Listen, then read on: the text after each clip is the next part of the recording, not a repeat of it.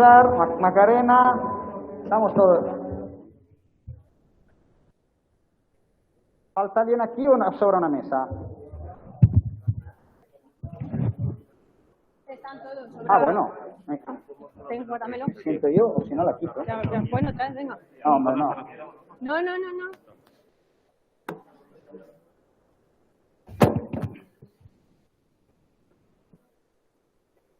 Bueno,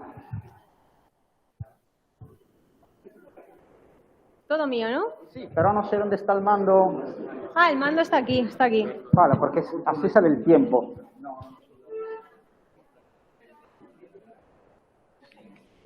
Muy bien. Muy bien. Adelante.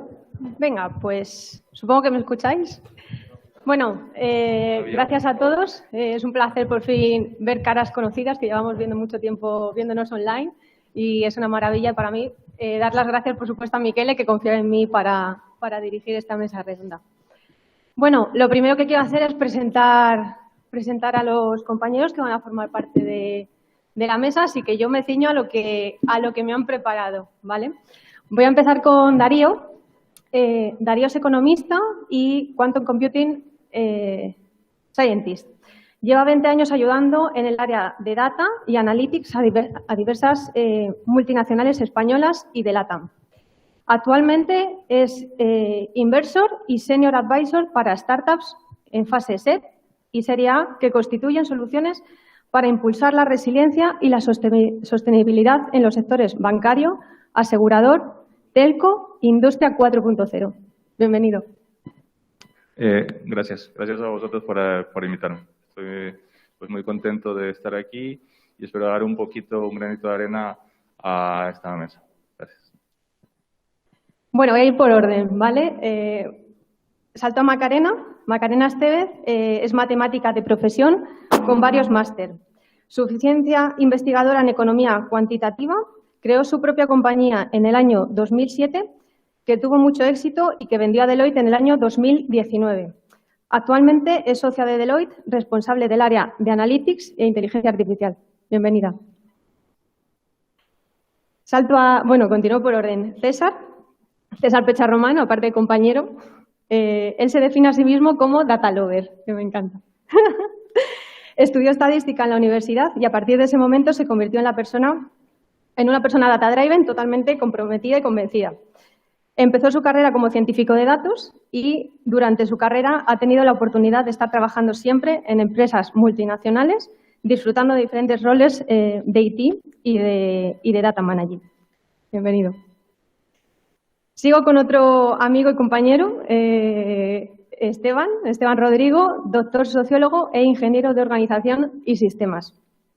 Secretario general de Dama España, CDO de Lustig.com, plataforma online para resolución de conflictos, advisor de inteligencia farmacéutica, miembro de ENOR. Su tesis doctoral sobre el mundo digital dio salida a la primera red social española en 2002, neurona.com. Es fundador de eWeekend y Weekend Emprende, movimientos de trabajo colaborativo en el ámbito de startups, fundando y liderando más de 400 proyectos en empresas tecnológicas. Profesor de la Universidad Politécnica de Valencia, CEO de San Pablo en Madrid y Humboldt University of Berlin. Auditor líder en IRCA de Sistemas Integrados de Gestión con especialidad en industria aviotécnica, automoción y naval. Bienvenido. Nuestro siguiente ponente, con el que ya he compartido más de una mesa redonda, es Gaetano Lopresti. Gaetano, desde 1985, lleva en las tecnologías de la información de grandes grupos multinacionales con formación en varios niveles del data cleansing, desde el data cleansing hasta el data enrichment. Ha vivido la epopeya de las tecnologías de la información durante sus orígenes. Durante sus 30 años de experiencia ha sido socio de grandes empresas. Ahora mismo es fundador y CEO de Pragma Etimos. Pero con la visión del filósofo digital porque le encanta combinar la heurística de datos aplicada a tecnología y liderar proyectos con una visión innovadora. Su misión es ser mentor para las nuevas generaciones de informáticos que tienen la necesidad y el deber de conocer la información entendida como innovación. Bienvenido. Y por último, Claudia Santoro es licenciada de Ciencias de la Comunicación con especialización en Organización y Marketing para la Comunicación Empresarial y máster de Gestión de Recursos Humanos. Hoy trabaja en Pragmatimos como Innovation Specialist of Digital Marketing. Su carrera profesional es la mezcla entre una fuerte curiosidad por la innovación y una fuerte pasión por la comunicación. Hasta la fecha, de hecho, ha aceptado el desafío lanzado por Pragmatimos de convertirse en Innovation Specialist of Digital Marketing. El objetivo principal de su trabajo es poder comunicar temas complejos como Data Intelligence, Green Data, Data Quality o Inteligencia Artificial, entre otras disciplinas. Le gusta pensar que puede contribuir a la creación de una cultura de transformación digital democrática. Bienvenida.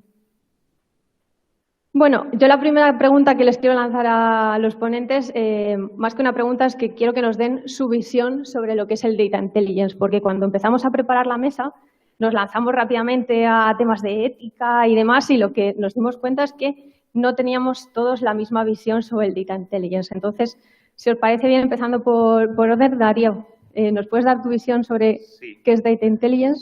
Sí, bueno, como decías tú, cuando preparábamos la mesa, yo tenía una primera visión que luego pues, se fue evolucionando. Yo creo que el Data Intelligence como tal es una evolución de lo que nosotros conocimos como el BEI, ¿no? El Business Intelligence. Pues ahora han irrumpido una serie de nuevos artefactos dentro de la parte tecnológica que nos obliga a ver el negocio cómo lo puede aprovechar. Y en esta parte ya entran los algoritmos, entra la estructura de datos, entran pues distintas cosas que han cambiado un poco el escenario de juego. Para mí el Data Intelligence hoy por hoy es ver cómo estos nuevos artefactos encajan dentro de la propuesta de valor de negocio. Bueno, yo primero quería deciros que no sé en qué momento acordé con Miquele que yo iba a estar en 2 mesas redondas. Me di cuenta ayer y la verdad que, bueno, que sepáis que desde la humildad, pues aquí estoy y voy a aportar lo que pueda.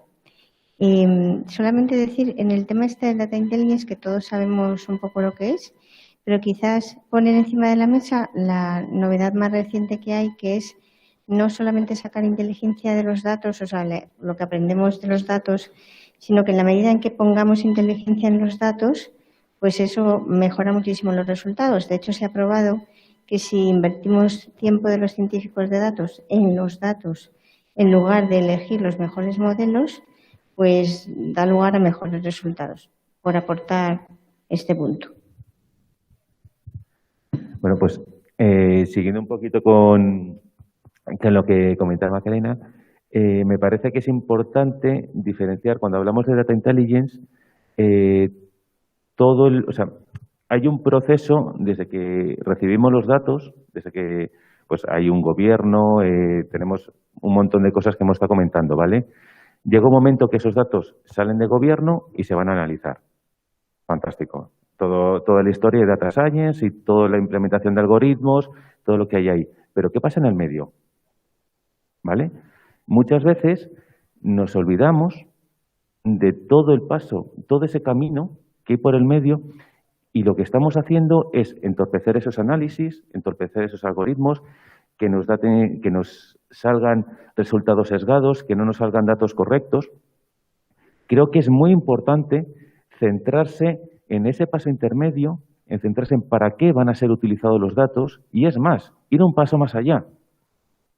Dotar de inteligencia al dato, que esto ya puede ser un poco disruptivo, ¿vale? Pero muchas veces, si trabajamos sobre el dato, vamos a poder, o sea, un 0, un 3, eso puede que no signifique nada, puede que sea un valor continuo, pero podemos trabajar, podemos transformar, podemos adaptar ese dato para qué va a ser utilizado, ¿vale?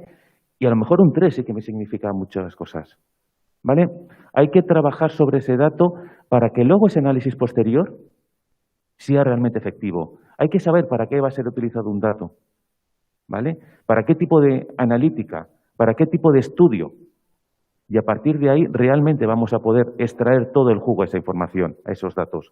Por lo tanto, acabando con la pregunta y resumiendo, el proceso que sale del gobierno antes de la aplicación del algoritmo del estudio per se, ¿vale? Y que me da inteligencia a ese dato para ser analizado y estudiado, enfocado en el análisis final y el empleo final de ese dato para lo cual va a ser utilizado.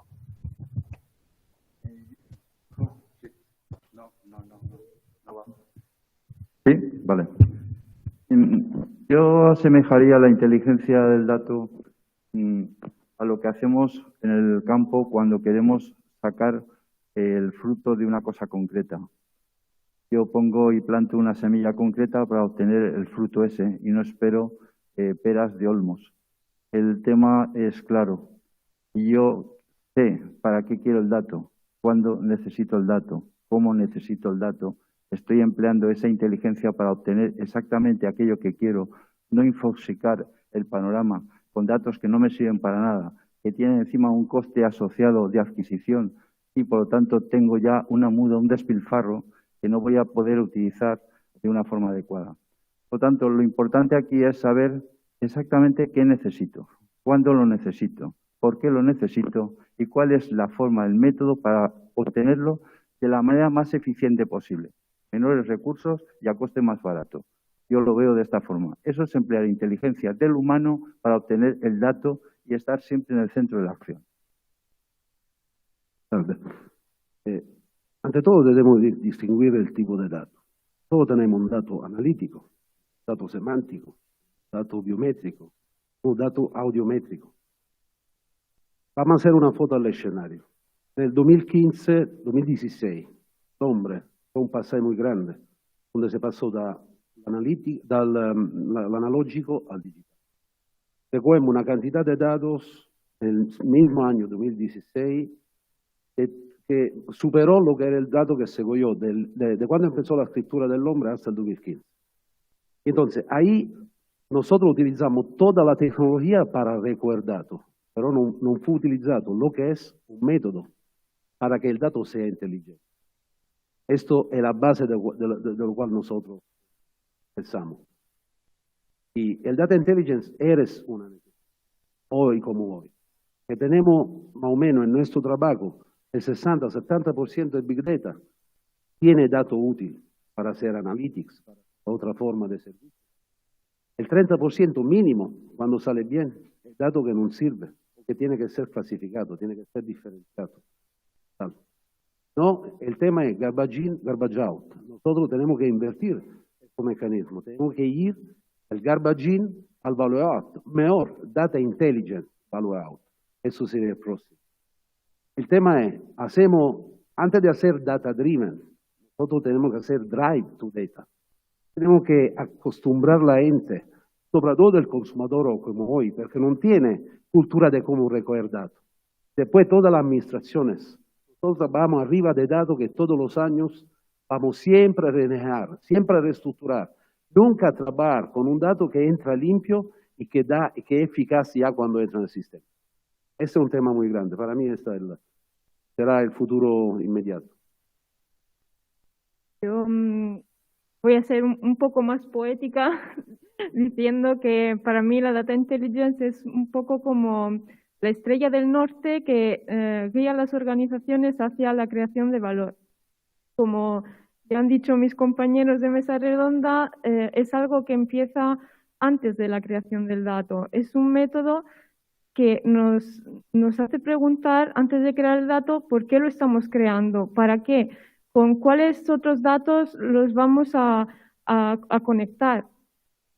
Entonces tenemos que pensar a crear datos que sean limpios, que sean catalogados, estructurados y sobre todo pensar al por qué y qué queremos alcanzar creando ese dato. Bueno, yo esta pregunta va para Macarena. Llevamos diciendo días que hemos estado durante mucho tiempo almacenando datos de forma indiscriminada. De hecho, surgió el Big Data y no sabíamos para qué queríamos los datos, pero los almacenábamos pues porque contamos con la tecnología, era barato. ¿Y tú crees que estamos ahora en ese momento en el que dices, oye, culturalmente sabemos que el dato nos representa a las personas, representa los procesos, representa lo que hacemos en el día a día y además contamos con tecnologías, contamos con reconocimiento de imágenes, el tema de virtualización. Entonces, inteligencia artificial, machine learning, ¿tú crees que es el momento de decir es ahora o convertirme en un dinosaurio?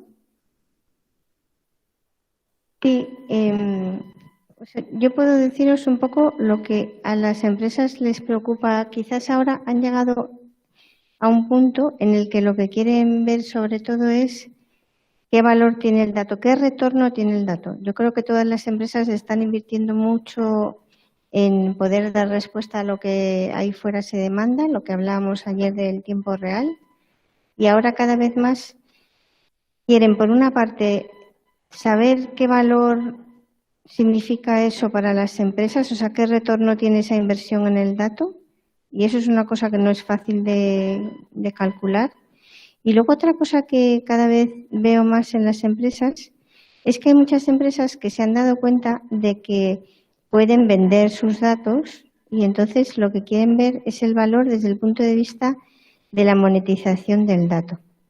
Y eso, por ejemplo, pues es una pregunta que muchas empresas en realidad no saben lo que vale ese dato. Cuando quieren, por ejemplo, los grandes retailers ahora están poniendo a distribución de las empresas los datos de los tickets de venta para saber pues lo que la gente cobra, lo que la gente compra, a qué hora lo compran y cómo lo compran.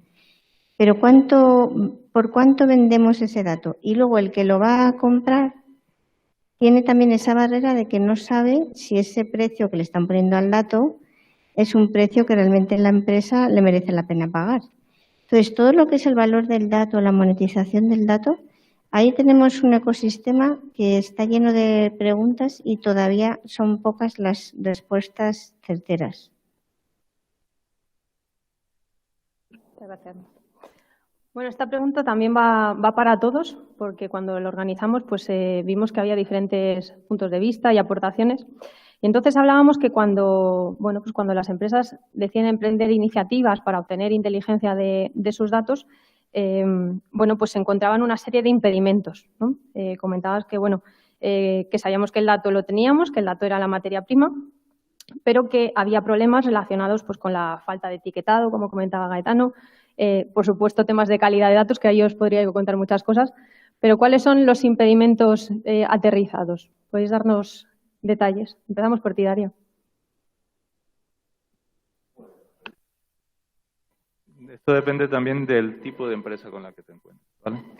En grandes organizaciones, multinacionales, en tal, la estructura de información como tal es un reto en sí mismo, ¿vale? O sea, hemos hablado hace un momento de datos maestros y demás, pues eso, hacerlo en una empresa con un gran tamaño, que habla diferentes idiomas, que está en distintos países, es muy complicado. O sea, ese es el principal problema. Y además hay que recordar que ya esas empresas tenían los datos antes de que viniéramos nosotros o que se haya creado este framework, ¿vale? Entonces, el primer impedimento es todo ese embolado, entre comillas, ¿no? Tratar de gestionarlo. En los últimos años pues se han designado o se ha dado la consecución de la figura del Chief Data Officer, ¿vale? Que es una persona del C-Level, o sea, una persona que está dentro del comité de dirección de las grandes empresas, y eso es un gran aliciente para afrontar esto, ¿vale?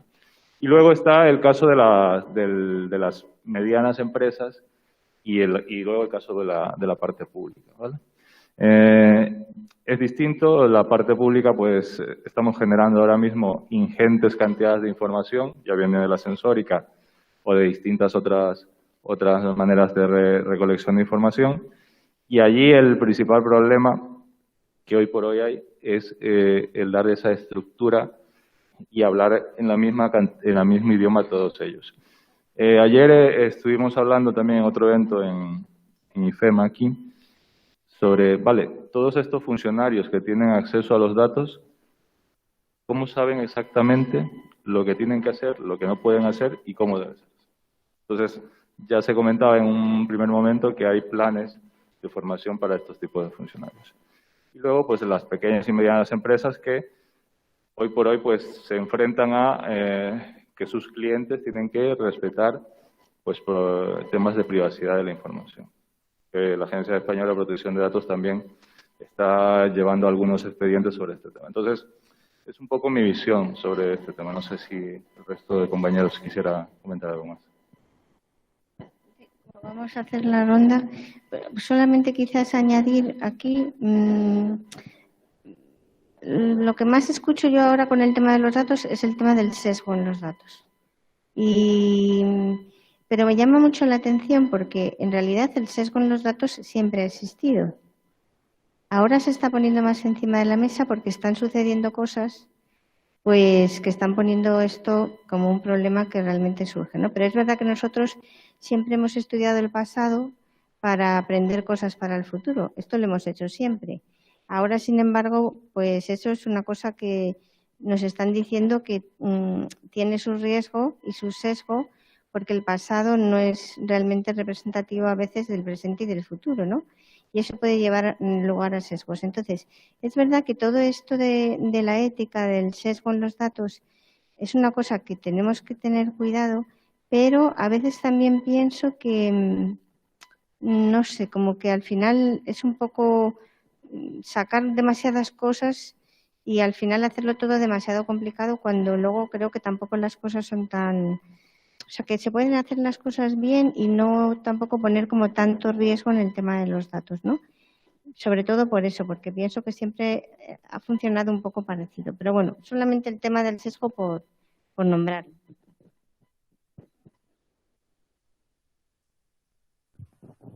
Sí, vale. Por añadir un poquito más a lo que están aportando mis compañeros, creo que uno de los... Porque, a ver, todos somos conscientes de que datos, como bien estamos comentando, tenemos ingentes cantidades de datos, análisis, incluso como comentamos ayer, aunque no tenga ni puñetera idea de qué estoy analizando, cojo un algoritmo que ya está montado y me los va a analizar, o sea, eso es muy sencillo, ¿vale? Otra cosa es que lo haga bien o mal o que lo esté aplicando correctamente, pero eso, en cierto modo, y entre comillas, lo puedo hacer, entre grandes comillas, cualquiera, ¿vale? Yo creo que uno de los mayores retos que nos encontramos ahora es conseguir la repetibilidad, ¿vale?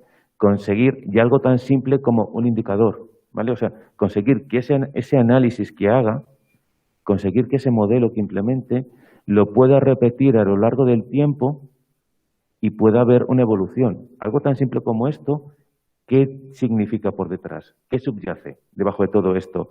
Lo que significa es que toda esa obtención, toda esa capacitación, toda esa dotación de inteligencia, ese dato y ese modelo, todo eso ha de ser constante y se evoluciona, todo tiene que evolucionar de la misma manera. He de conseguir ser uniforme a lo largo del end-to-end del proceso para conseguir que ese análisis, esa analítica, ese modelo que esté implementando sobre ese conjunto de datos realmente me diga algo, porque si no me va a sacar una foto. Y esa foto no voy a ver la película a lo largo del tiempo. ¿Vale? Entonces, yo creo que uno de los mayores retos a los que nos encontramos es ese, conseguir la repetibilidad. Pues yo creo... Hola, sí. Yo creo que hay otro problema y lo veo cuando comparo datos dentro de un mismo sector. Por ejemplo, pondría el caso de automoción. Y es el tema de la diferente nomenclatura de un mismo dato en un mismo sector en distintos sitios y que no hace que muchas veces se conozca la comparatividad entre unos y otros. Ese es un tema. Por lo tanto, denominación, vocabulario, glosario, es uno de los problemas que tenemos. Luego está la transversalidad. Llegamos a un departamento, nos apropiamos del dato, lo defendemos como si fuera esto una guerra numantina y, por lo tanto, no dejamos que el dato trascienda a otros sitios. No, el dato es de la compañía, el dato es incluso del sector, el dato es de la sociedad y, por lo tanto, mientras tengamos ese pensamiento abierto y pongamos esa inteligencia abierta a que el dato lo tenemos que poder manejar absolutamente todos para beneficiar con ello los sistemas y procesos en los que estamos realizando las cosas, podríamos tener algo más. Y luego hay otra historia también importante y es de qué forma cada una de las compañías hace que los datos puedan aflorar, ser utilizados y reutilizados, y ahí entraría el caso de la repetitividad. Muchas veces los datos no son reproducibles porque la forma en la que han sido obtenidos no hacen posible que con otro tipo de herramientas esos datos sean a lo mejor datos de partida para poder seguir avanzando en el proceso de cálculo, estructura, etcétera. Por lo tanto, muy importante para los datos partir de arquitecturas que sean perfectamente compatibles y de esa forma podamos instrumentalizar absolutamente todo lo que son los sistemas de datos con los que vamos a construir esos procesos que queremos que sean lo más óptimos posible. Yo creo que tenemos que enfrentar la cosa de una manera holística, en el sentido que nosotros, si hablamos de tecnología pura, por ejemplo, tenemos cerca de 125 transistores que cada 2 meses se ponen una scheda madre que se pone en cualquier elemento electrónico. Se llegó mucho parlante, en poquito tiempo, a lo que es la artificial intelligence, pero no aseguró lo que es la heurística. Yo para entrar en una biblioteca tengo la necesidad de tener un modelo organizzativo, donde pongo los libros per tipología, per título, per todo lo que sea. Y entonces, para llegar a la artificial intelligence, para mí es importante curar mucho la parte, la componente de heuristic intelligence a través del data clustering, que te permite de diferenciar los datos antes que puede ser habilitado por la artificial intelligence. Y no da tiempo, porque el tema que cuando empezamos a recoger datos, nosotros recordamos siempre un 30% mínimo de datos que no está cualificado, que está destructurado, que está ahí, listo para trabajarlo, listo para recoger informaciones, para recoger gasolina da dentro del dato, para recoger infoenergía. Pero hasta ahora tenemos siempre un paso arriba de lo que es la artificial intelligence como si fuera la solución final, sin valorar lo que es la componente heurística humana. Porque el dato no es insensible como tal, es sensible, es emotivo, tiene varios aspectos. Y arriba de eso tenemos que contemplarlo como a través de la componente heurística, que es la inteligencia humana. No podemos permitir a una artificial intelligence que llegue a un nivel de inteligencia superior a lo que es la inteligencia humana. Sirve simplemente que puede darnos una ayuda en lo que es el tiempo de solución que ello pone a través de los datos, pero no puede ser que se sustituya a lo que es la actividad humana, porque la tecnología como tal no tiene conciencia, una cosa que nosotros tenemos, es importante. Para mí que datos que estamos acumulando ya es como si fueran basura indiferenciada, ¿no? No es que todo el dato se pueda recuperar, hay también datos que tienen un valor temporal, entonces hay que hacer un censo en las organizaciones y entender cuál es el dato que podemos recuperar, cuál es el dato que podemos actualizar y el que tenemos que tirar.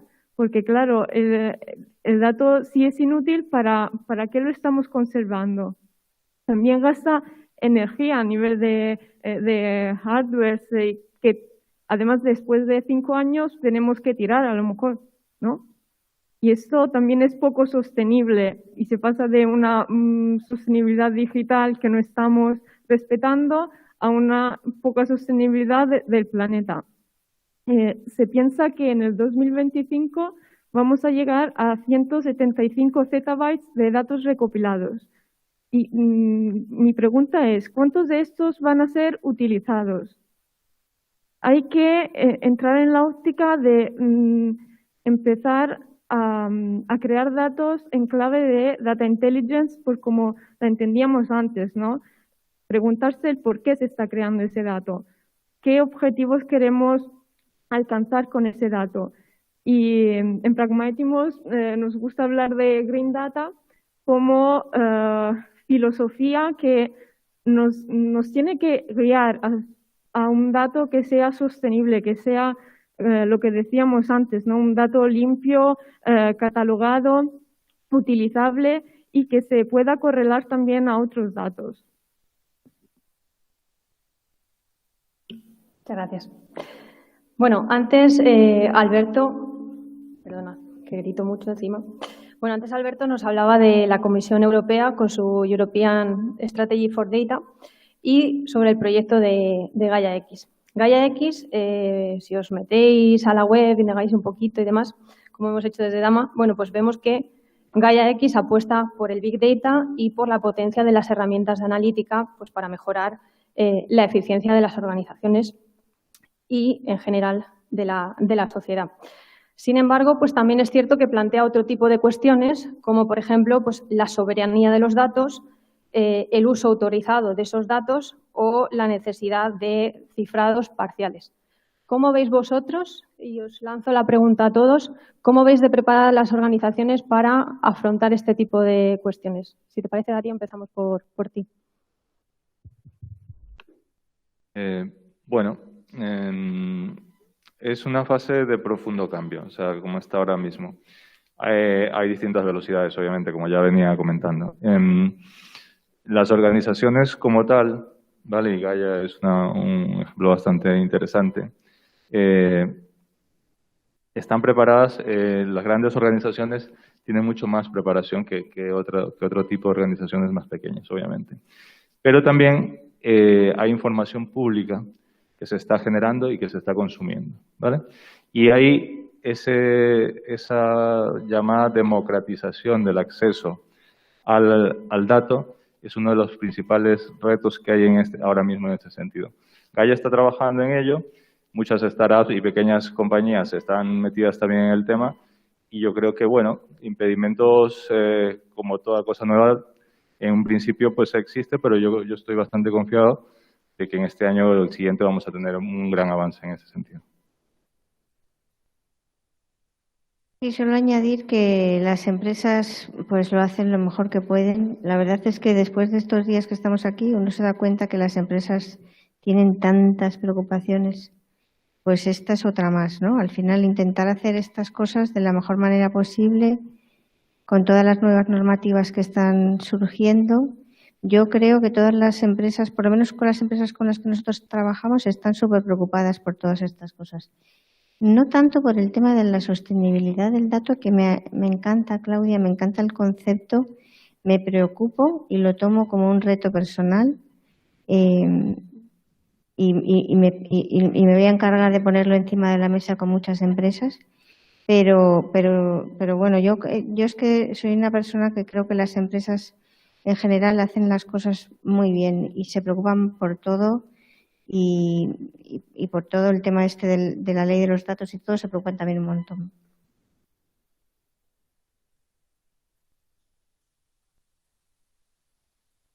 Hola, vale, ya estamos. Continuando un poco, y la verdad que coincido bastante con mis compañeros, ¿no? A ver, por un lado, el reto al que nos encontramos todos y estamos inmersos en, ¿no? Por un lado, la iniciativa que estamos comentando, por ejemplo, de Gaia X, ¿no?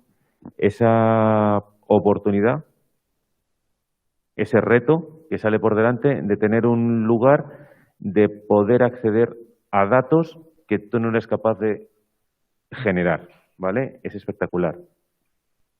Claro, dudas, preguntas, comentarios, cientos. ¿Bajo qué condiciones han sido generados? ¿Me sirven? ¿No me sirven? ¿Puedo utilizarlos? ¿Puedo utilizarlos? Doble pregunta. ¿Puedo utilizarlos porque puedo legalmente? ¿Puedo utilizarlos porque se adaptan a mis necesidades? ¿Cómo va a estar todo eso regulado? ¿Vale? O sea, son un montón de preguntas, un montón de retos, pero un mar de oportunidades. Entonces, bueno, desde luego vamos a ir adentrando poco a poco. Yo creo que todos a la vez estamos en un momento en el que, de una manera o de otra, vamos todos de la mano aprendiendo y encontrando cómo va evolucionando todo y adaptándonos al medio, pero desde luego es un reto ilusionante cuando menos. Pues yo creo que Gaia es una provocación. O sea, ha habido un momento determinado donde las sociedades han visto la necesidad de ordenar, reorganizar y sistematizar que todo aquello que es accesible a todo el mundo no estuviera de una forma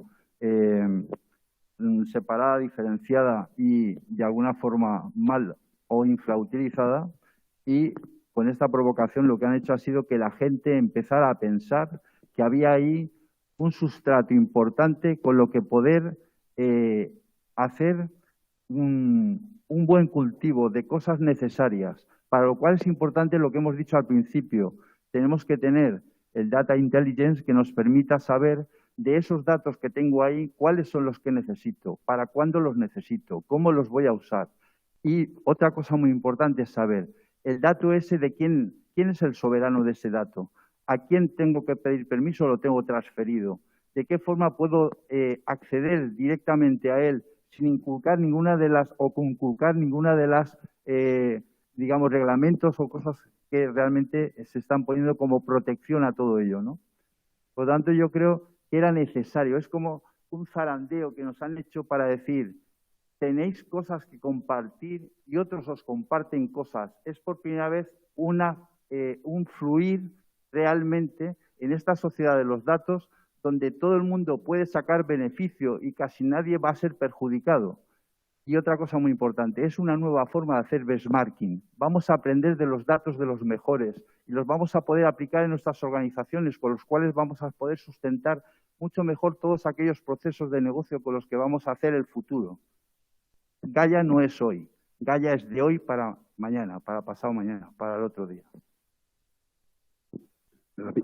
Rapidamente io credo che Gaia sta hecho por la parte burocrática de Europa, está hecho por la norma, está hecho por la ley, está hecho por la regla, pero falta, sí, a mi humilde manera de ver, falta la componente sociopolítica. Nosotros somos todos ciudadanos europeos, pero tenemos varios protocolos nacionales internos arriba del mismo dato. El tema es, yo pongo una tecnología, estamos aquí en el mismo discurso que se decía antes, pongo antes una tecnología, pongo una regla, pongo una norma y después cómo voy a recoger los datos. ¿Por qué lo recojo, cómo lo recojo y cuándo lo hago? Eso para mí, estoy muy de acuerdo con el compañero. Gaia puede ser una oportunidad para las organizaciones, pero hay que pensar a cómo crear una estructura para que datos de fuentes diferentes puedan comunicar y extraer valor de estos datos. Yo también, como mis compañeros, tengo un poco de preguntas más que respuestas, ¿no? Sobre de quién será la responsabilidad de este dato condividido. ¿Quién tendrá acceso a este dato? Y un tema muy interesante que ayer salió en una dinámica del grupo es también el miedo que tienen algunas organizaciones en condividir información. A lo mejor quieren saber los datos de las otras organizaciones, pero las suyas no las quieren condividir. Entonces, no sé, a lo mejor falta todavía un poco de cultura, de condivisión, de un valor común al que podemos llegar. La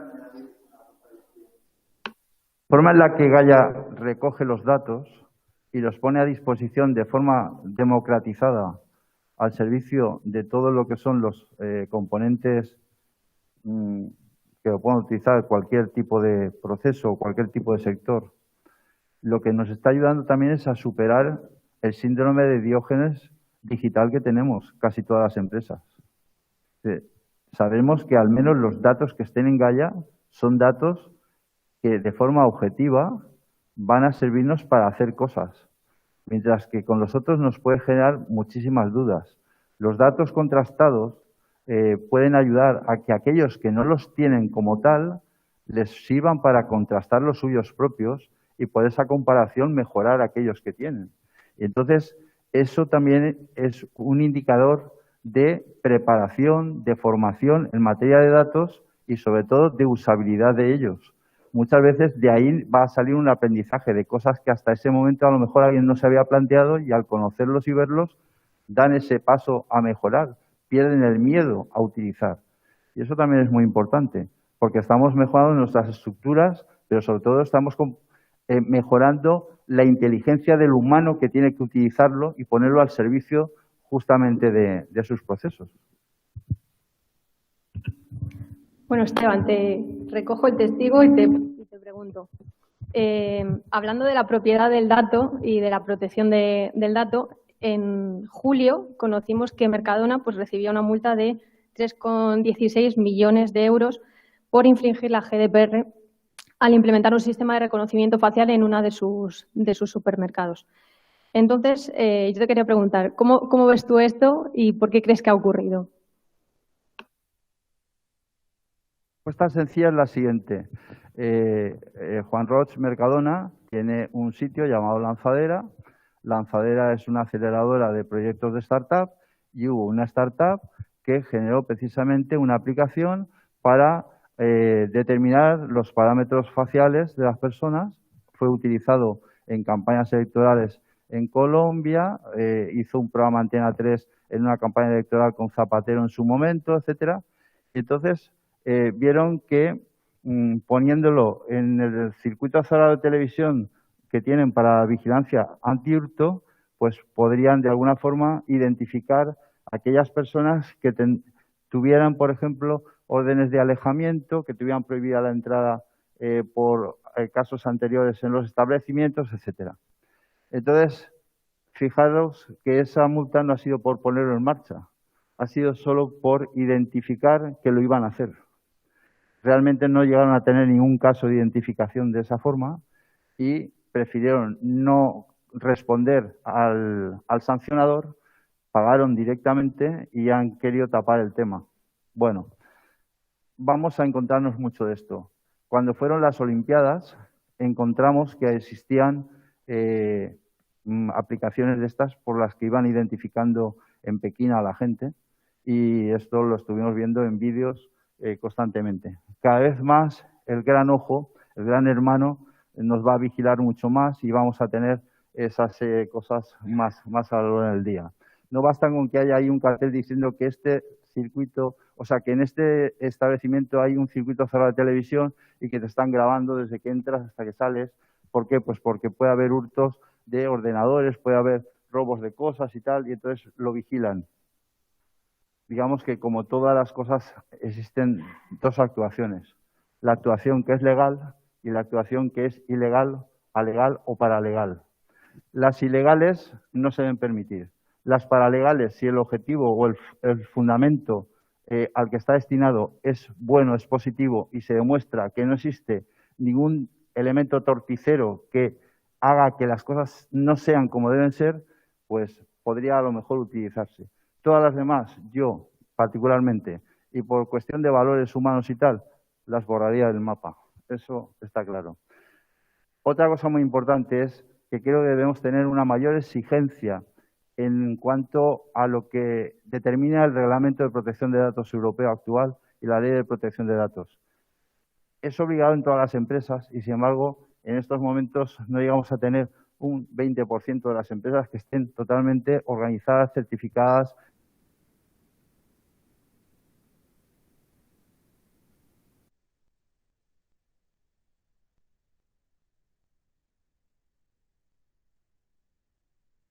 Sino que lo único que quiere es sacarle los cuartos, pero realmente es algo que les obliga, ¿no?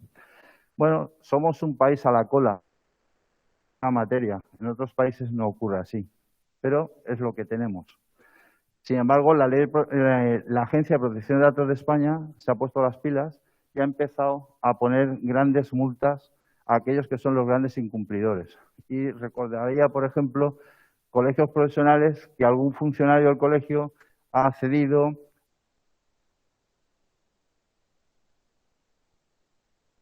una campaña de publicidad y les han cascado una multa de 6 millones. O podríamos hablar de otros, por no decir, pues, no sé, Google, que es un patrocinador, pues ha tenido multas, luego tiene Facebook, lo tiene gente que sabemos que aparece todos los días ahí por cuestiones de este tipo, ¿no? Yo creo que el tema es mucho más serio de lo que nos lo tomamos a veces. Creemos que esto es algo que ha venido, que incordia, y que realmente no le encontramos el flujo positivo, cuando es justamente lo contrario. Es lo que sirve para salvaguardar nuestros datos, nuestra personalidad, nuestra vida común, nuestra vida propia.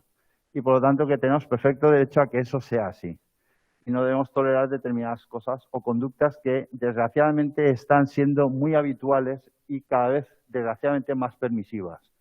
Y aquí pondría yo el foco, por aquello que soy profe, en los más jóvenes, los que no tienen conciencia real del gran peligro que están teniendo cuando aparecen en determinadas actitudes con determinadas cosas en sitios públicos, poniendo muchas veces en cuestión y en peligro la propia unidad de la familia, el propio sitio donde viven, exponiendo fotos y diciendo datos que solo sirven para que los enemigos de lo ajeno lo tomen como un elemento perfecto para saber a dónde tienen que atacar para poder conseguir aquello que les es a veces difícil y de esta forma les es fácil.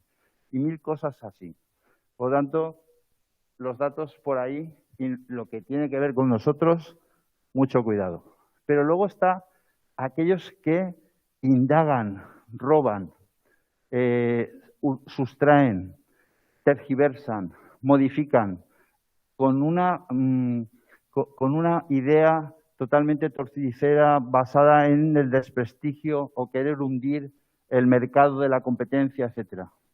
Esos son realmente las urracas que roban los datos que tenemos en los sitios por tener poca protección, por tener fácil accesibilidad, por no tenerlos de una forma convenientemente adoptados y que permite cambiarlos de forma, presentarlos de otra manera, de manera que equivoquen a aquellos que van a ser los usuarios o van a ser los que realmente accedan a ellos. Entonces, eso es otra cuestión que también tendríamos que poner énfasis en cómo protegemos nuestras bases de datos.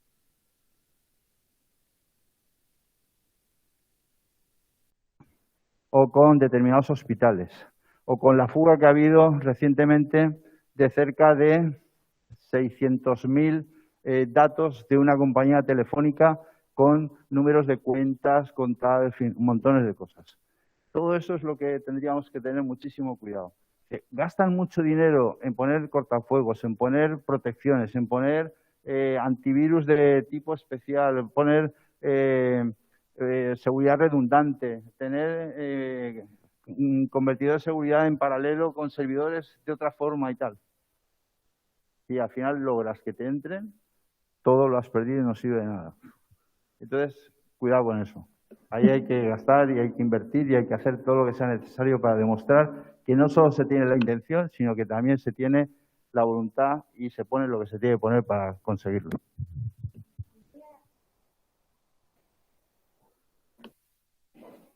Ahora, os voy a compartir, estoy muy de acuerdo con lo que dice Esteban, pero os voy a compartir una cosa que he pensado a veces. Porque, bueno, independientemente de las leyes, pues a mí me gusta mucho tener mi propio sentido común. Entonces, yo, por ejemplo, yo pienso en Facebook y dices, bueno, una persona entra en Facebook, ahí hace una serie de cosas. ¿De quién es el dato? ¿De la persona o de Facebook? La respuesta no es clara porque ese dato no existiría si no existiera la persona, pero tampoco existiría si no existiera Facebook. Entonces, os lo comparto porque a veces tampoco veo tan claras las cosas que luego a veces salen a debate, ¿no? En este caso particular es una pregunta que no tiene una respuesta fácil. ¿A quién pertenece ese dato? ¿Puede hacer Facebook cosas con ese dato en su propia plataforma? Cosa que es tan criticada. Pues no lo sé. O sea, os comparto que son cosas que mi sentido común llega a una barrera y no soy capaz de contestar una cosa o la otra.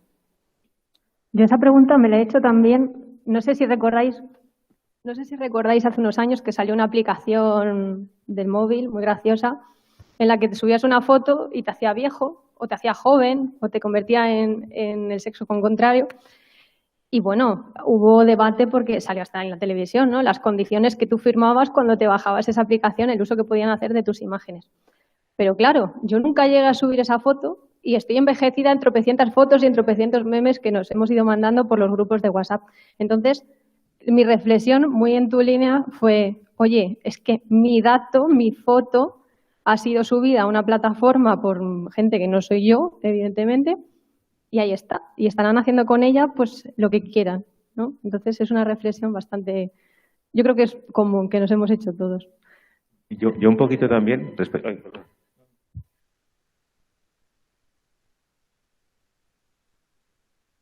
Antes lanzar una pregunta, ¿no? A modo de pensamiento, generar pensamiento, ¿no?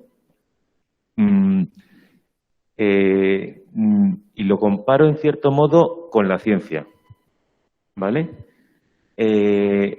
La ciencia no se le pone barreras salvo cuando toca ciertas áreas, ¿vale?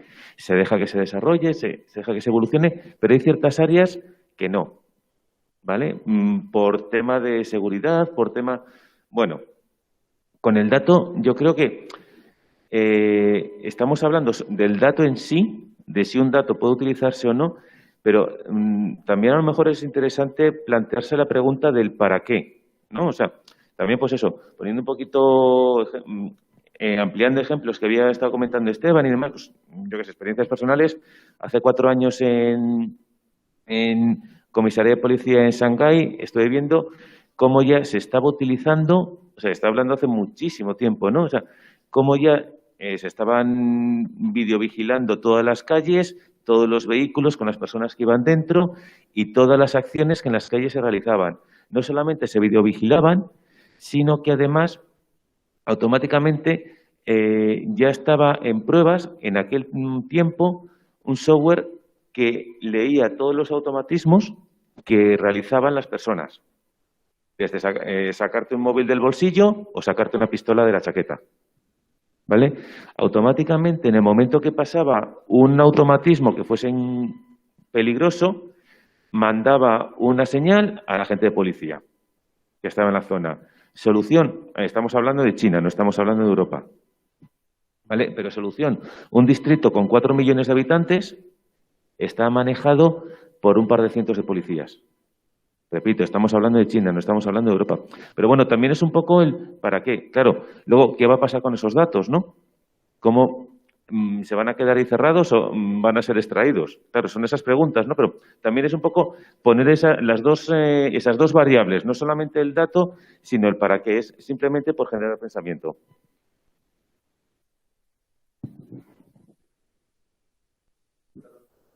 Es la libertad de las personas, o sea...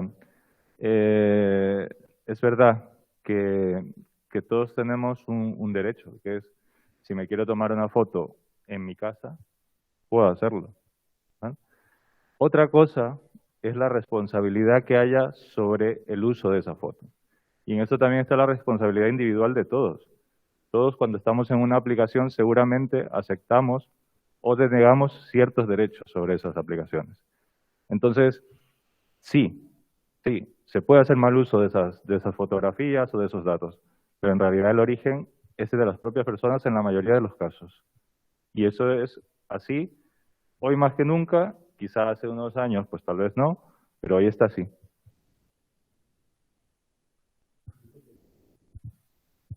Funziona, grazie. Io penso che Facebook è un tema social, ¿no? Y hoy como hoy nosotros tenemos que ayudar a los jóvenes a entender lo que es un social, antes que ellos aprendan ellos solos. Porque claro que uno tiene derecho a poner una foto, a hacer algo, pero tiene que ser consciente de lo que está haciendo. El tema que hoy como tal no tiene conciencia arriba de eso. Y entonces, por ejemplo, la otra semana Facebook cerró por 8 horas. Estaba más gente por un neurólogo que en 2 años de pandemia. Porque si va a quitar Facebook, va a quitar la posibilidad que también la gente que está sola ahí, los jóvenes que están sola ahí, está hablando como si fuera una amistad acerca de ellos. Y el tema para mí, la única solución es crear cultura. Ya de cuando empieza la escuela, empezando a pensar que nosotros tenemos que trabajar por los jóvenes hoy, porque serán los viejos digitalizados de mañana. Es ahí que tenemos que pensar. Porque si no, no salimos de esto si los jóvenes ellos mismos aprenden de la manera autodidáctica. Eso es un problema muy grande. Io penso che Facebook sia un tema social, anche che io apprenda io solo, perché è claro che uno tiene derecho a poner una foto, a hacer algo, pero tiene que ser consciente de lo que está haciendo. El tema que hoy como hoy nosotros tenemos que ayudar a los jóvenes a entender lo que es un social, antes que ellos aprendan ellos solos. sacados de la propia agencia para que veáis la gran variabilidad que existe con esto. La empresa Worten, por ejemplo, fue multada con 10.000 euros por vender a un cliente como producto nuevo un disco duro ya usado, en cuyo interior, además, se encontraban almacenados datos personales de los empleados de la empresa. Probablemente lo habían cogido para hacer un trasvase de datos de un ordenador a otro, se lo había olvidado borrarlo, lo habían vuelto a meter en la caja y lo habían vendido. Una. Segunda, 800.000 euros a la empresa alemana, a la red social alemana Noodles, por filtración de 800.000 direcciones de correo y datos y contraseñas de 2 millones de sus usuarios. A Vodafone, por ejemplo, porque un usuario recibió 200 SMS a pesar de que había ejercido su derecho de cancelación de servicio y había puesto ese teléfono en la lista, esa Armstrong, para que no recibiera nada, y fue multada con 45.000 euros. Puedo hablaros del BBVA, que ha sido sancionado con 5 millones de euros por ceder los datos personales a su agencia de seguros sin consentimiento. Puedo hablaros, por ejemplo, de una empresa, la red social Green, autoridades noruegas, por violación de los requisitos de consentimiento dado por los miembros que estaban dados de alta, y son 9,6 millones de euros. Puedo hablaros, así podría hablaros de hospitales, de residencias, de un montón de gente, son unos 8 o 10 folios con cosas que están así. Por tanto, no está ninguno de los sectores exento del hecho de que tenga una mala utilización, no porque el concepto de la compañía sea malo, sino porque el uso que hacemos los humanos es perverso. Y justamente el humano es el mayor elemento de variabilidad en el proceso de constitución segura de los datos. Las máquinas, si tú las programas de una determinada forma, no se equivocan, hacen eso y hablan como tienen que hablar. Cuando el humano entra al medio, entra una cosa que se llama la razón, y la razón a veces es perversa. Y la perversión de esa razón es la que hace que modifiquemos nuestras conductas, y una conducta modificada es la que hace que el dato sea mal utilizado. El dato por sí no es malo, lo que es mala es su utilización. No hay otra. Bueno, hablando de perversión, que me ha venido muy bien, Esteban, muchas gracias. Precisamente, muchas veces son los sesgos de esas personas, ¿no?, que realizan esos algoritmos los que se los trasladan a los propios algoritmos. Por poner también algún ejemplo, pues hubo una sonora noticia de Facebook donde, tras la publicación de un vídeo del Daily Mail, donde salían personas de raza negra, pues la sugerencia del algoritmo de Facebook era la de seguir viendo vídeos de primates. Por poner otro ejemplo, cuando salió Google Fotos, estaba la aplicación recién lanzada, cuando al subir una foto de una pareja de personas de raza negra, la etiquetaba como gorilas. Entonces, ¿qué podemos hacer? ¿Qué mecanismos hay para evitar este tipo de sesgos? Y te pregunto a ti, Darío. Ya desde hace algún tiempo se está trabajando sobre la equidad en los modelos de aprendizaje automático. Es verdad que llega esto recién a nuestro diario vivir, al diario vivir de los data scientists, de los data analysts, de todas las personas que construyan modelos de aprendizaje, pero ya está aquí. O sea, todos sabemos que no puedes entrenar un algoritmo con datos sensibles de una persona, o que, por ejemplo, no puedas denegarle a una persona algo en particular en base a su sexo o a su edad, ¿vale? Entonces hay datos que están altamente protegidos y que ya hay leyes tanto europeas como nacionales que protegen ese tratamiento de la información. Ahora, si bien es cierto, ahí está. O sea, es un campo de batalla que poco a poco pues hay que ir ganando, por llamarlo de una manera, pero que hay leyes que ya los protegen. Eso hace 10 años, por ejemplo, no existía. Claro. Sí, César, tú también querías participar. La verdad que estoy totalmente de acuerdo contigo, pero es más, yo añadiría un punto. Para mí ese sesgo es una aplicación incorrecta de un modelo, ¿vale? Entonces, ese sesgo traducido es un modelo incorrecto. Un modelo que peca, o sea, cuando tú quieres hacer un análisis correctamente, tú lo que necesitas es, hablamos en teórico, una persona que conoce el caso perfectamente es un experto del área sobre el que se va a tratar. Necesitas una persona que es capaz de transmitir esa información, ese conocimiento a tecnología, y luego necesitas un tecnólogo, ¿vale? Necesitas esa persona que realmente va a aplicar un modelo, ¿de acuerdo?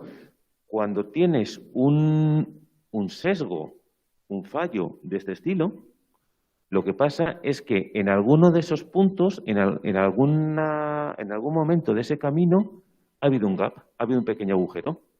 Ha habido algo, o bien un rol que no ha participado, que nos lo hemos saltado, o bien hemos cogido un algoritmo estándar que lo hemos metido ahí porque está muy bien, X lo ha montado y he visto que está y lo meto, pero no he mirado cuál es el resultado, lo que quiero, o no he analizado todas las variables, pero hemos cometido una omisión en alguno de los puntos del proceso. Por lo tanto, hay que volver y reutilizarlo correctamente. Claudia. Para mí los sesgos vienen determinados por tres cosas. Uno, por el desconocimiento exacto de la materia. Por lo tanto, importante que exista ese que conoce completamente.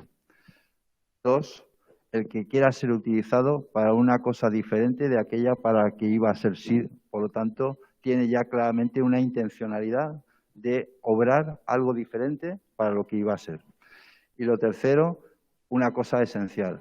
El humano falla y, por lo tanto, el fallo existe y el fallo se traslada a toda la cadena de valor y, por lo tanto, debemos tener los elementos que puedan ir cortando a lapsos aquello que pueda tempranamente descubrir dónde está el error y no el fallo. El error es subsanable, el fallo es ocasional, la mala intención nunca la vamos a evitar, pero sí que podemos ponerle las cortapisas necesarias para que ambas tres cosas puedan ser tempranamente demostradas y, por lo tanto, podemos modificar y podemos cambiarlo. Que con la digitalización lo que hemos creado es un mundo paralelo digital que, como decía Esteban, también se trae todos los errores que son humanos.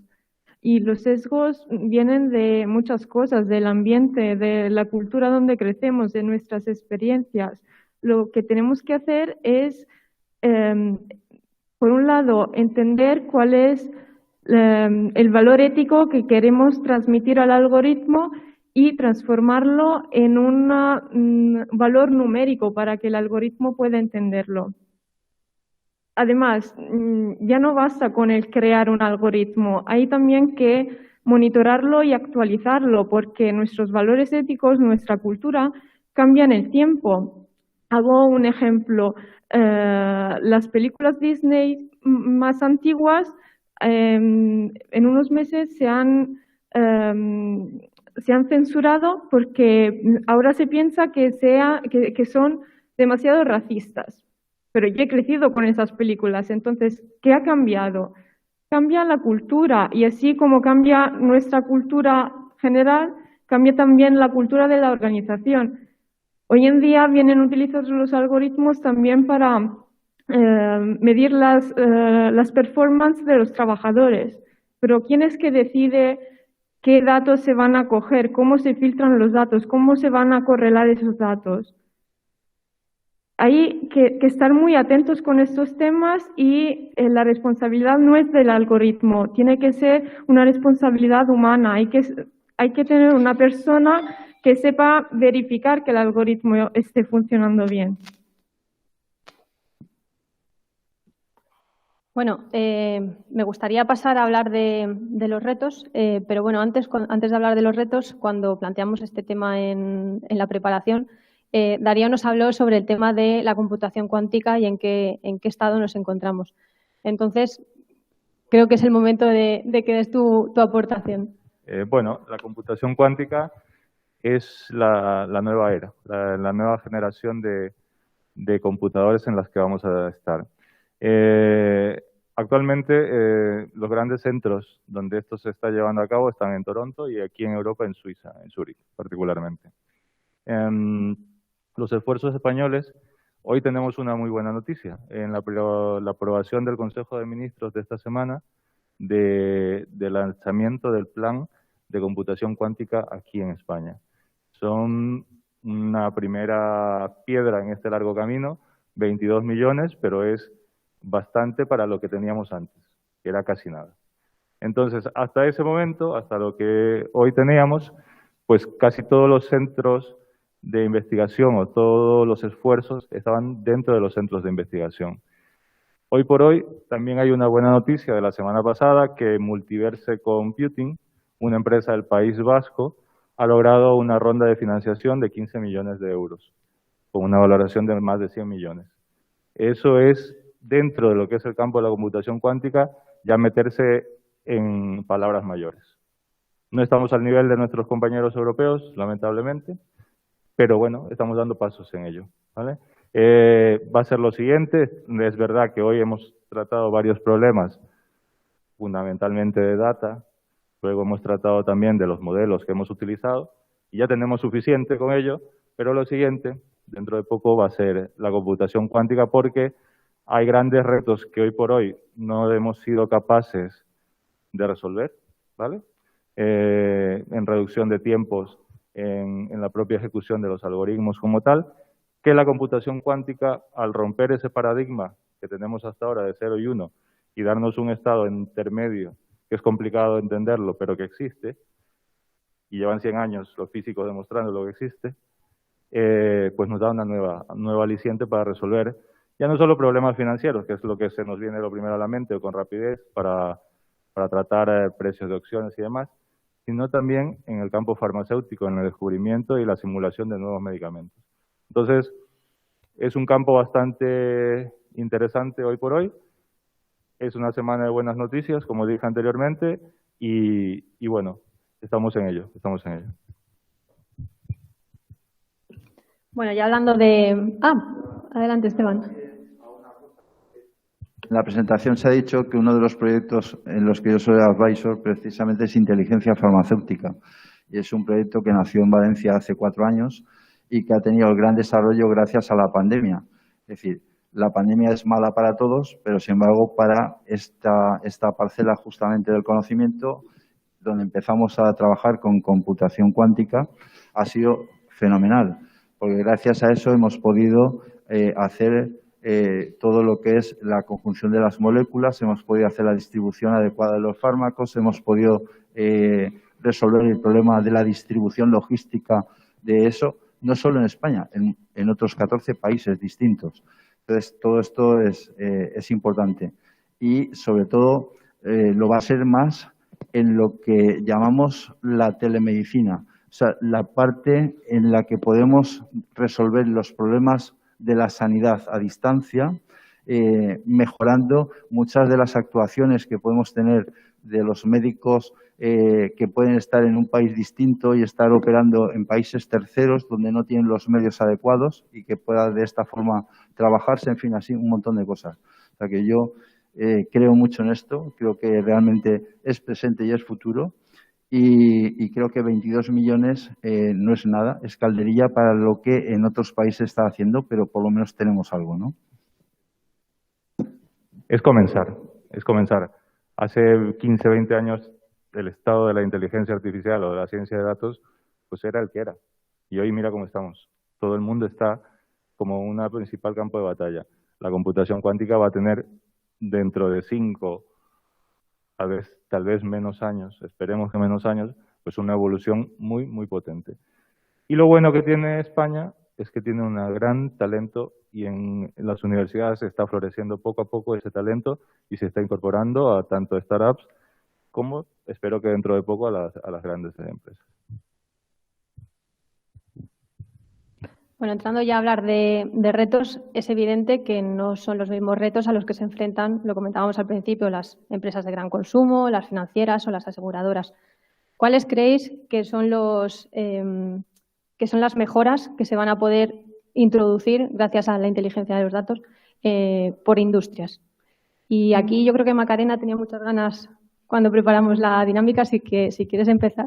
Bueno, más que nada, un poco la cosa es que es tan diferente por las diferentes industrias, pues no voy a dar detalle de todas las industrias porque son un montón, pero pues en mi día a día lo que observo, por ejemplo, es que banca no tiene nada que ver con, por ejemplo, con retail. Retail ahora está haciendo pues un montón de avances y de cosas nuevas que están revolucionando mucho el sector.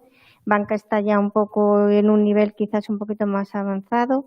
Luego tenemos, por ejemplo, las telco, que también considero que están muy avanzados en todos los temas de data y analítica. O sea que, bueno, aquí un poco lo que queríamos trasladaros es que este debate es muy distinto para las industrias.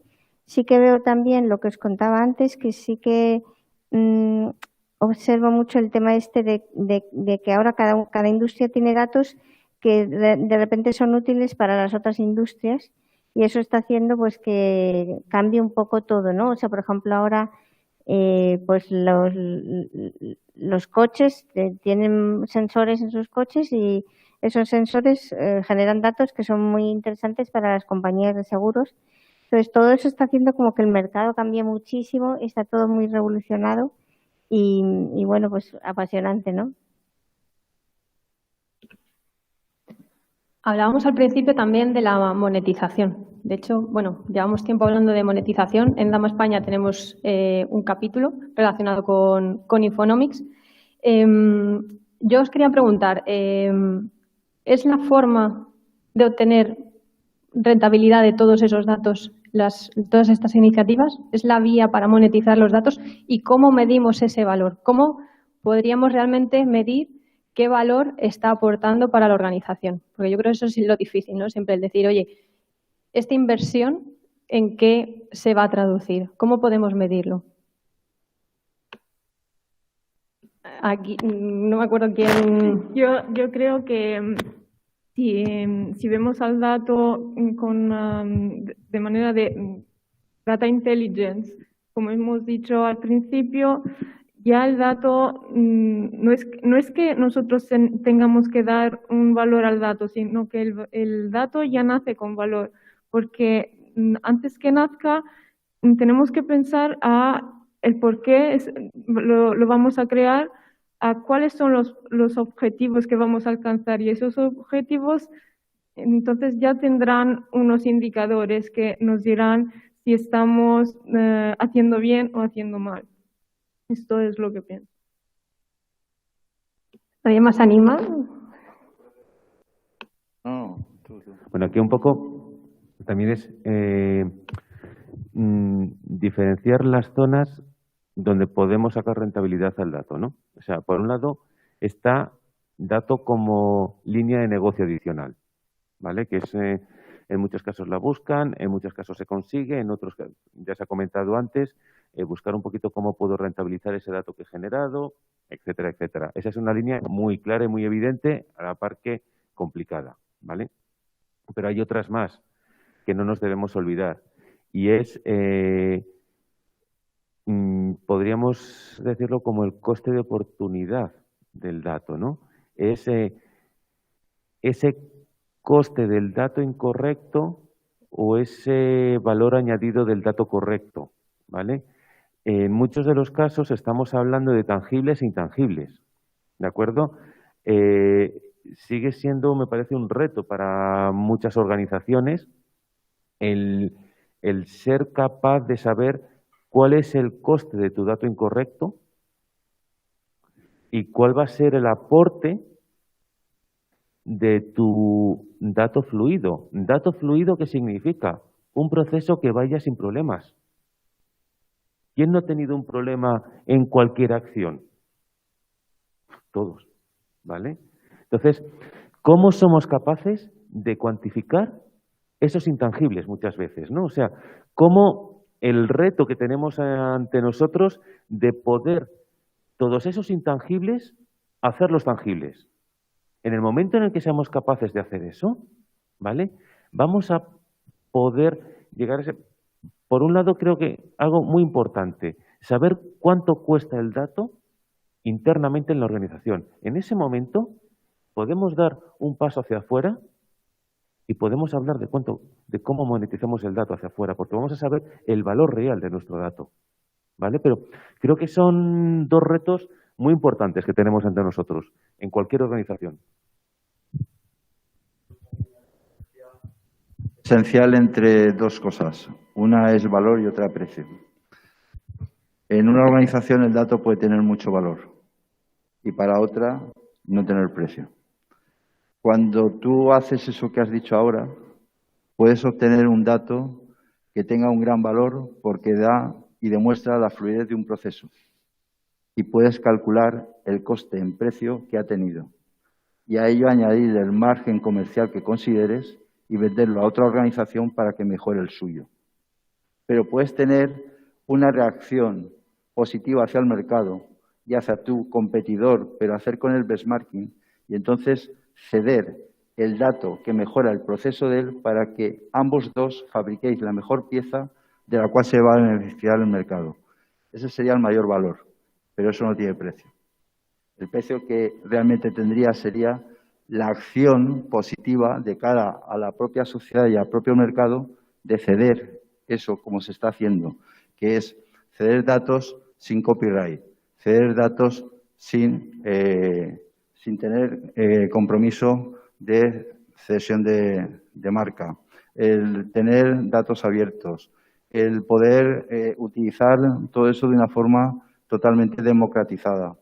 Entonces, todo eso que puede tener un gran valor es free, no tiene precio.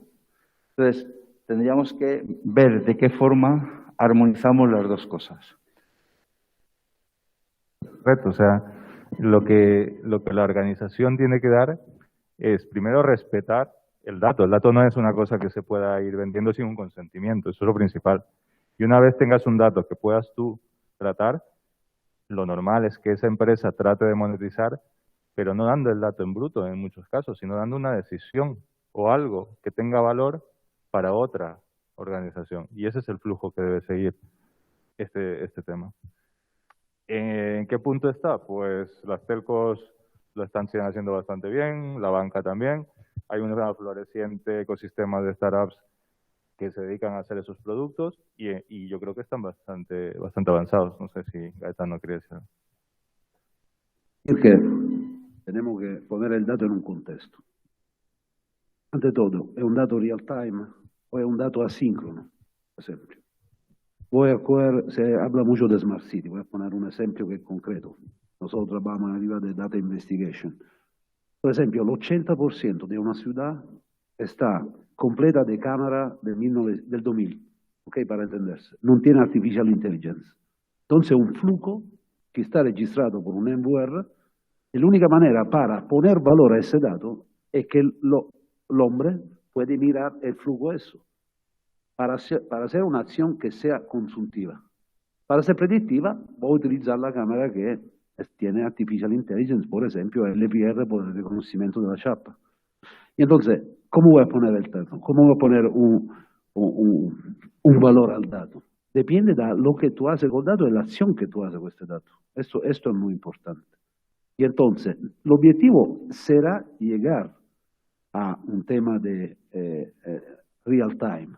Pero hasta ahora, si tú piensas en una ciudad, dices, ok, vamos a hacer una predictiva en ámbito data investigation, arriba utilizando toda la cámara que tenemos. La alternativa, ¿cuál es? Que para hacer predictiva en toda la ciudad, tiene que tener cámara que sea con Artificial Intelligence. Y lo demás, el 80%, tiene que hacer un sistema de videoanálisis basado su un flujo donde quita al hombre y pone la actividad predictiva que le hace un software attraverso un modello neuronal o lo que sea. Entonces, el valor del dato es independencia de la acción que tú haces con este dato. Para mí eso es Comentaba antes, Claudia, el tema de la sostenibilidad, tanto social como económica y financiera. De hecho, por ejemplo, Google Maps ha anunciado que a final de año, pues dentro de sus rutas, va a tener en cuenta pues, la huella de carbono a la hora de sugerir una u otra ruta. ¿Realmente se sacan métricas de sostenibilidad? ¿Se dedican las empresas a hacer este esfuerzo que, estando tan concienciados como deberíamos estar o decimos estar, se está haciendo?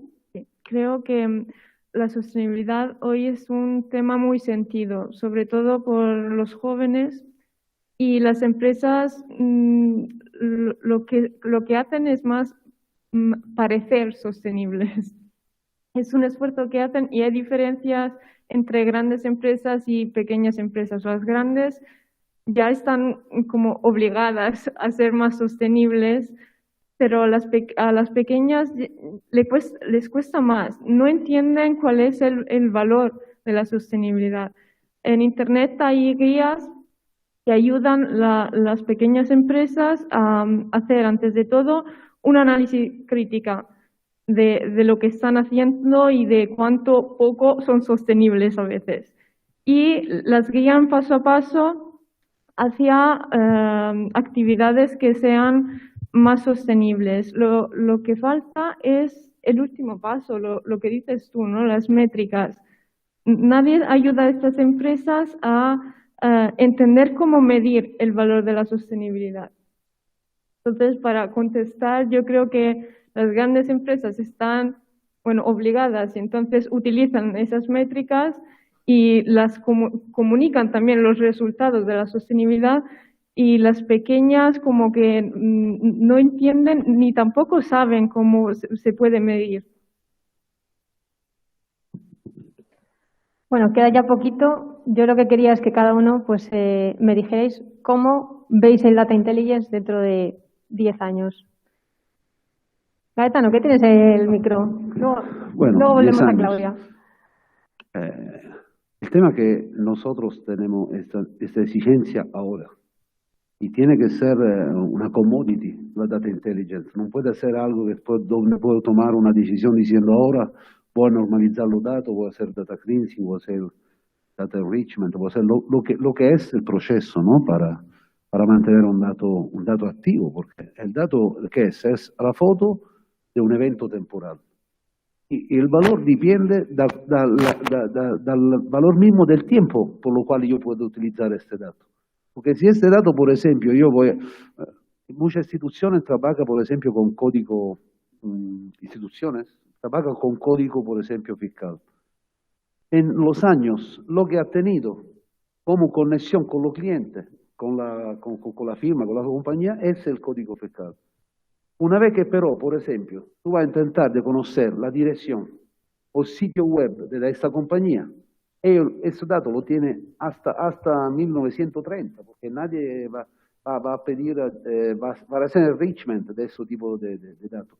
Y entonces, el data cleansing, que es, repito, por los 4 tipos de datos, analytics, semantic, geometric y audio, que son las 4 fuentes que nosotros tenemos.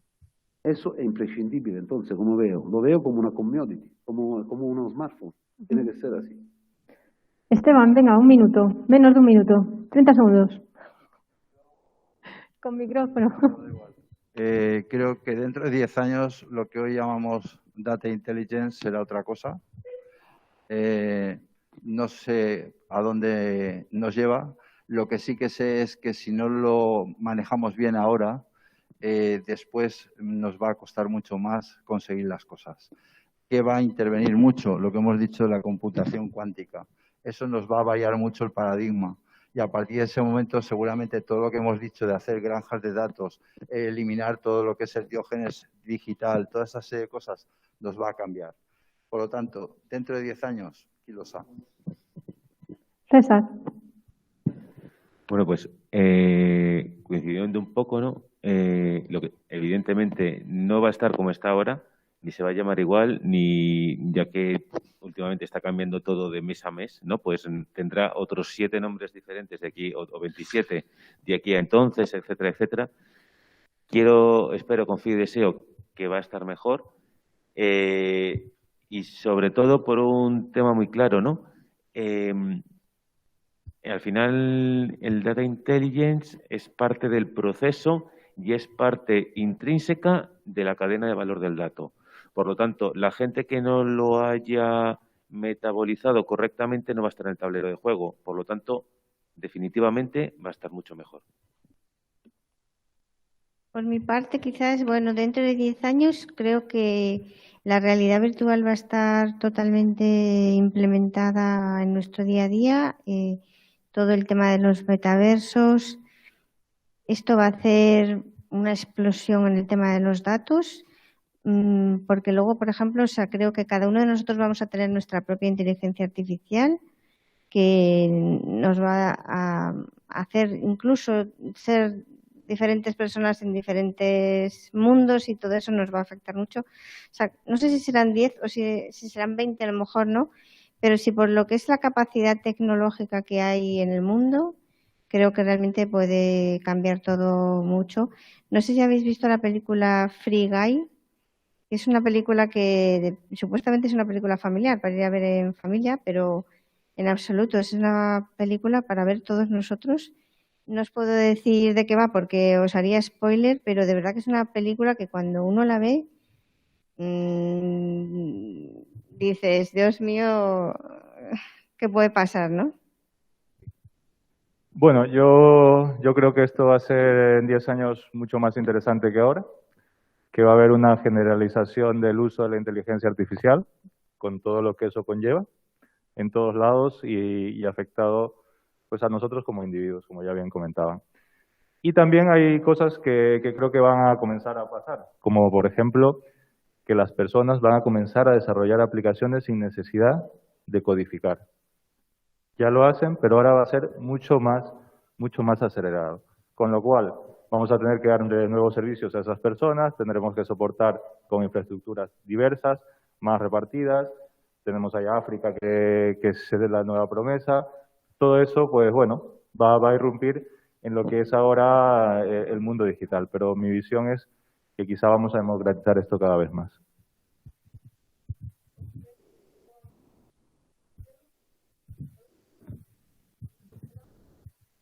¿Funciona? Sí. Os dejo con una pregunta. ¿Cómo sería el mundo sin Data Intelligence?